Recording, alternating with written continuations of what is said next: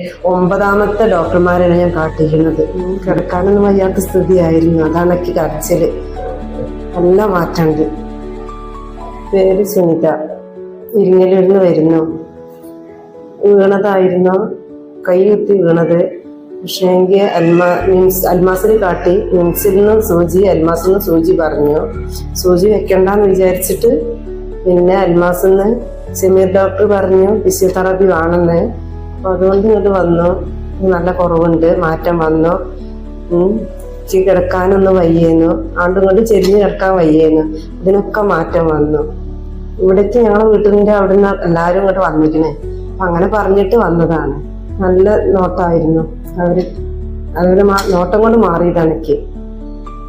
കിടക്കാനൊന്നും വയ്യാത്ത സ്ഥിതിയായിരുന്നു. അതാണ് എനിക്ക് കരച്ചില്.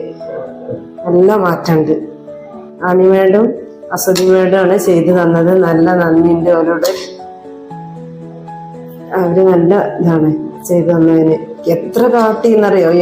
9ാമത്തെ ഡോക്ടർമാരെയാണ് ഞാൻ കാട്ടിക്കുന്നത്. 9ാമത്തെ 4 മാസമായി തട്ടിയിട്ട്. അതുകൊണ്ട് മാറ്റം വന്നത്. കിടക്കാൻ പറ്റിയത് അതാണ് വലിയത്.